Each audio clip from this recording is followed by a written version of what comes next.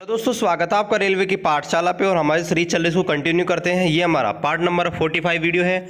44 video हमने पहले ही बना दिए हैं जिनको आप प्लेलिस्ट सेक्शन पे रेलवे ग्रुप डी भर्ती 2018 वाली सेक्शन में जाके देख सकते हैं। वहाँ पर आपको पूरी शिफ्ट वो मिल जाएंगी। और दोस्तों इनका जो 40 शिफ्ट का PDF है वो हमने बना दिया है। डिस्क्रिप्शन पे उनका लिंक है वेबसाइट का, जहाँ से आप डाउनलोड कर सकते हैं विद वीडियो सोल्यूशन।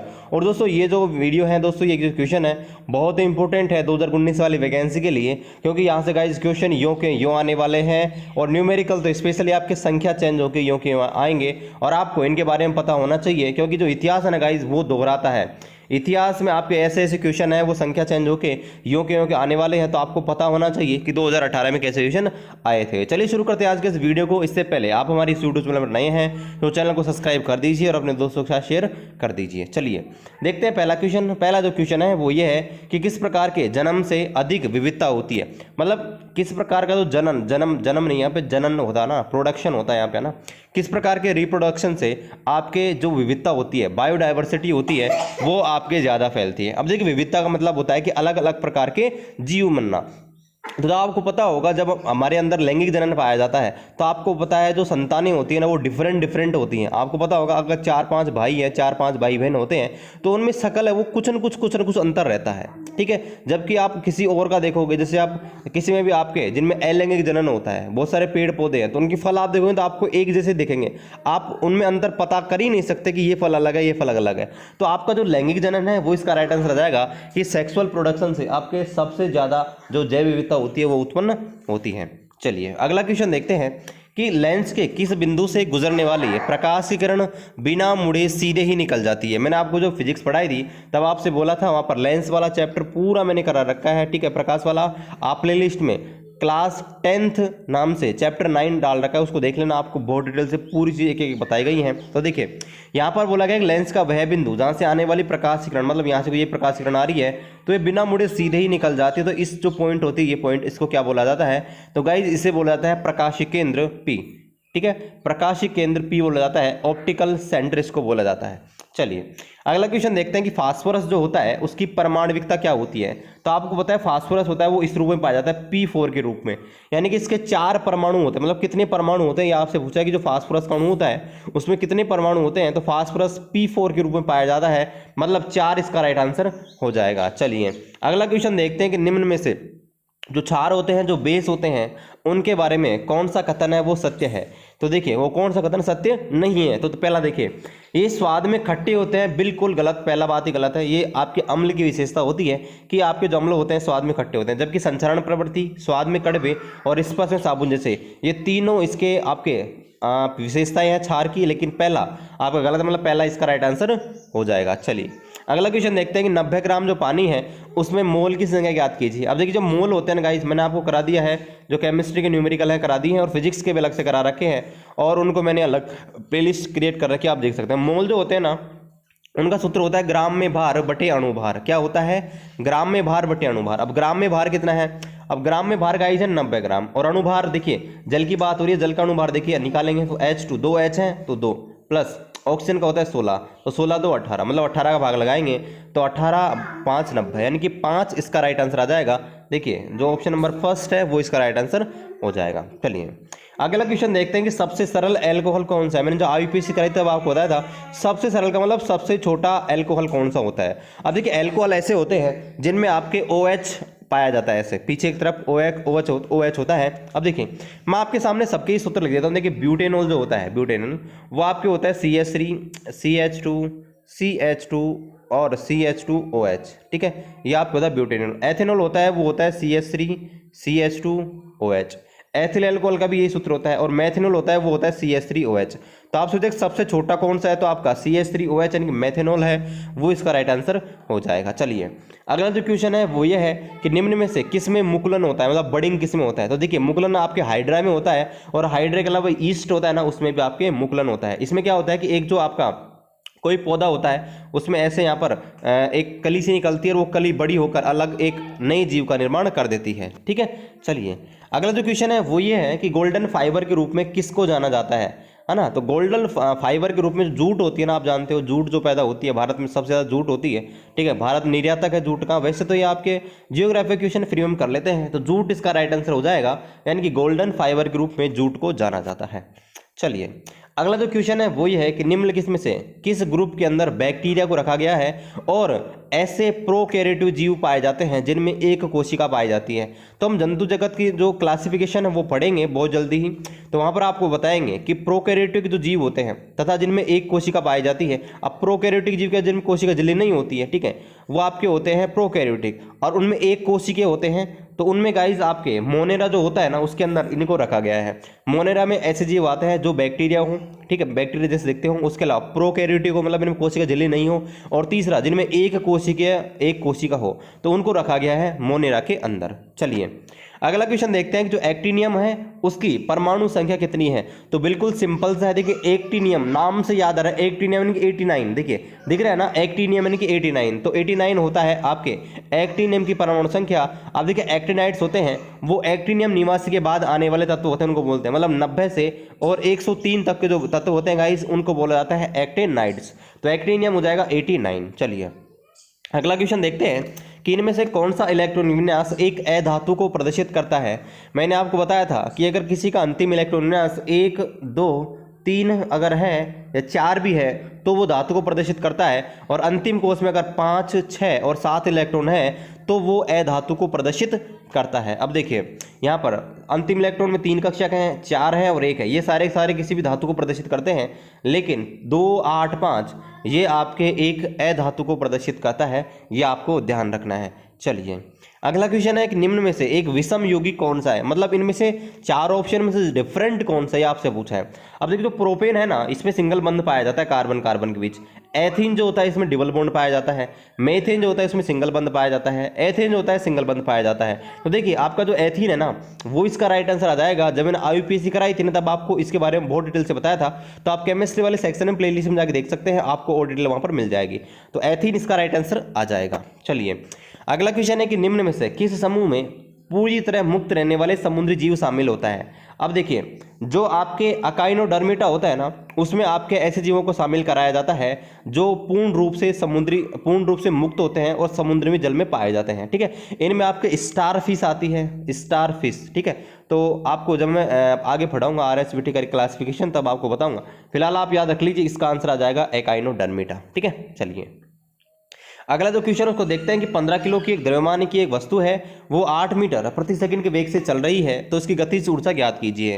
अब दोस्तों गतिज ऊर्जा होती है वो होती है E के बराबर 1/2 mv², ठीक है, E के बराबर 1/2 mv²। अब देखिए 1/2 m क्या है, mn की मास जो कि है 15 किलो, ठीक है, और वेग क्या है 8, तो 8 का स्क्वायर कितना आ जाएगा 64। अब देखिए आप इसको 2 से काटिए, इसको 32, तो 32 × 15, ठीक है, इसको सोल्व करना है। 32 × 15, तो देखिए 15 दूना 30 और 15 × 45 और 3 48, यानी कि 480 जूल इसका राइट आंसर आ जाएगा। कैलकुलेशन आप और अच्छे से कर लेना, ठीक है गाइस। चलिए अगला क्वेश्चन है कि निम्न में से किन 2 भौतिक राशियों की इकाई जो है समान है, यानी यूनिट है वो सेम है, ठीक है। अब देखिए जो चाल होती है उसकी होती है मीटर प्रति सेकंड, और जो बल होती है उसकी होती है न्यूटन, तो पहला तो गलत है। दूसरा बल की होती है फोर्स और चाल की होती है न्यूटन प्रति सेकंड, ये भी गलत है। अगला है बल व भार, तो बल की भी होती है न्यूटन और बाहर की भी होती है न्यूटन, तो ऑप्शन नंबर 3 इसका राइट आंसर आ जाएगा। आयतन की होती है मीटर क्यूब और बल की होती है न्यूटन, तो ऑप्शन नंबर 4 भी गलत है, यानी कि ऑप्शन नंबर 3 है वो इसका राइट आंसर हो जाएगा। चलिए अगला क्वेश्चन देखते हैं कि चमगादड़ होती है अपने रास्ते में अगर कोई भी ऑब्जेक्ट आता है, कोई वस्तु आती है, उसका पता कैसे लगाती है। तो आपको पता होगा कि वो अपने शरीर से एक तरंग उत्पन्न करती है, और गाइज उस तरंग को बोलते हैं आपके अल्ट्रासोनिक तरंग। क्या बोलते हैं, अल्ट्रासोनिक वेव्स। और इन्हीं के माध्यम से वो क्या करती है, अपने माध्यम में कोई भी रुकावट आती है, कोई जीव आता है, ठीक है, कोई दीवार आती है, कुछ भी आता है, तो उसका पता वो लगा लेती है, ठीक है। तो इसका राइट आंसर है अल्ट्रासोनिक। चलिए अगला क्वेश्चन इसको देखते हैं कि किसी वस्तु पर किया गया कार्य है वो किस पर डिपेंड नहीं करता। अब देखिए जो कार्य है उसके बारे में आपको बताया था, W बराबर होता है FS cos थीटा। अब देखिए किस किस के ऊपर निर्भर करता है, देखिए F यानी कि बल के ऊपर निर्भर करेगा, S यानी कि विस्थापन के ऊपर निर्भर करेगा, और cos थीटा का मतलब होता है कि बल और विस्थापन के बीच कोण पर निर्भर करेगा। तो देखिए ऑप्शन नंबर 1 सही है कि बल पर निर्भर करेगा, ऑप्शन नंबर 3 है विस्थापन पर निर्भर करेगा, और ऑप्शन 4 है वो है बल और विस्थापन के बीच कोण। तो ऑप्शन नंबर 2 देखिए ये गलत है कि विस्थापन आपके वो जो आपका किया गया कार्य होता है वो आपके द्रव्यमान पर निर्भर नहीं करता। ऑप्शन नंबर सेकंड इसका राइट आंसर आ जाएगा। चलिए अगला क्वेश्चन देखते हैं कि किसी वस्तु की गतिज ऊर्जा है वो 120 जूल है। ठीक है, गतिज ऊर्जा है वो 120 जूल है तथा इसका निर्माण गलत लिख दिया, इसका द्रव्यमान 15 किलो है। ठीक है, ये थोड़ा गलत हो गया। ठीक है, आपको दे रखा है इसका मास है वो 15 किलो है, तो इसका वेग ज्ञात कीजिए। अब देखिए गतिज ऊर्जा दे रखी है, गतिज ऊर्जा होती है गाइस ई के बराबर 1/2 mv²। क्या है 1/2 mv², और ये आपको दे रखी है 120 जूल। ठीक है, अब आपको m का मान भी देखा है 15 किलो, तो 1/2 × m और v²। ठीक है, 15 यहाँ पर दे रखा है। ठीक है, बराबर आपका 120 है। तो देखिए इसको हम हल करेंगे तो देखिए 1/2 m आ जाएगा 15 किलो और v² बराबर आ जाएगा 120। ठीक है, अब देखिए इस 15 से अगर इसको काटते हैं तो आपको पता है 15 8 हो जाएगा 120, और 1/2 v² बराबर हो जाएगा 8, तो v² बराबर हो जाएगा 16 और v बराबर हो जाएगा 4 मीटर प्रति सेकंड। तो v बराबर आ जाएगा ±4 मीटर पर सेकंड। ठीक है, ये आपको ध्यान रखना है। ठीक है, अब ऊर्जा क्यों जो कि आपकी पॉजिटिव होती है, ठीक है, पॉजिटिव आपके, इसलिए v का मान है पॉजिटिव लेना है। v बराबर आपकी जो गति होती है ना, v बराबर वो आपके पॉजिटिव, v बराबर आपके 4 मीटर पर सेकंड, इसका राइट आंसर आ जाएगा। चलिए अगला क्वेश्चन देखते हैं कि गुरुत्वीय त्वरण जो होता है, ठीक है, वो किस किस पर निर्भर करता है, किस किस पर नहीं करता। तो देखिए मैंने आपको बताया था गुरुत्वीय त्वरण होता है वो क्या होता है। देखिए आपका बल जो होता है ना, मैंने आपको बताया था गुरुत्वीय त्वरण होता है, ठीक है, वो किस किस के ऊपर डिपेंड करता है। तो देखिए पहला गुरुत्वीय त्वरण, ठीक है, उसके अलावा गिरने वाली वस्तु के द्रव्यमान, तीसरा पृथ्वी के द्रव्यमान पर और पृथ्वी की त्रिज्या पर। तो देखिए आपका जो गुरुत्वीय त्वरण होता है ना, वो होता है gm/r²। ठीक है, ये इस प्रकार से होता है। ठीक है, तो यहाँ पर देखिए g पर निर्भर करेगा, m पर निर्भर करेगा, लेकिन पृथ्वी के द्रव्यमान पर निर्भर नहीं करता, पृथ्वी की त्रिज्या पर भी निर्भर करता है। ठीक है, तो यहाँ पर आपको ध्यान रखना है पृथ्वी का द्रव्यमान है वो इस पर निर्भर नहीं करता है। चलिए अगला जो क्वेश्चन है वो ये है, चलिए अगला क्वेश्चन देखते हैं। आपसे पूछा है कि पृथ्वी की भूमध्य रेखा पर कोई पिंड है तथा ध्रुव पर कोई पिंड है, तो उसमें किस स्थान पर आपका जो भार है किसी वस्तु का वो कहाँ पर ज़्यादा होगा, कहाँ पर कम होगा, आपसे पूछा है। तो मैंने आपको बताया था कि जो ग्रेविटेशनल फोर्स होता है ना गाइस, वो डिपेंड करता है। देखिए जो W बराबर भार होता है ना, वो होता है W बराबर mg। अब देखिए ये G के ऊपर निर्भर करता है कि G जहाँ पर ज़्यादा होगा वहाँ पर W का मान भी ज़्यादा होगा। तो आपको पता है ध्रुव होते हैं, पोल्स होते हैं, वहाँ पर गुरुत्वीय त्वरण होता है वो सबसे ज़्यादा होता है। ठीक है, और भूमध्य रेखा पर कम होता है, इसलिए जो G का मान है वो आपके पोल्स पर अधिक होगा, इस वजह से W का मान भी पोल्स पर अधिक होगा। यानी कि यहाँ पर देखिए कौन सा ऑप्शन सही है, ऑप्शन नंबर फर्स्ट कि ध्रुवों पर इसका मान क्या होगा, ज़्यादा होगा। जो भार होता है W होता है उसका मान ध्रुवों पर ज़्यादा होता है। चलिए अगला जो क्वेश्चन है वो आर्किमिडीज के सिद्धांत के ऊपर है। कोई वस्तु अगर पानी में डूबती है तो इस वस्तु के द्वारा द्रव पर लगाया गया बल कितना होगा। अब देखिए वहाँ पर एक नियम दिया गया था कि कोई वस्तु है अगर वो डूबती है ना, तो उसका सीधा सा मतलब यह है कि वो अपने वस्तु से जो उसका भार है उससे कम वो जल को उठाती है। कोई वस्तु पानी की सतह पर तैरती है यदि और केवल यदि वो अपने भार के बराबर पानी उठाती है या उससे ज़्यादा उठाती है। लेकिन अगर वो अपने भार से कम पानी उठाती है ना गाइज, तो वो आपके पानी के अंदर डूब जाती है। तो आपसे यही पूछा है कोई वस्तु अगर डूब जाती है यदि वो कितना द्रव उठाती है। तो अगर वो अपने वस्तु के भार से कम अगर वो आपके द्रव उठाती है तो गाइज वो डूब जाती है। चलिए अगला जो क्वेश्चन है वो ये है कि निम्न में से कौन सा अवलोकन यह प्रदर्शित करता है कि कोई रासायनिक अभिक्रिया हुई है नहीं।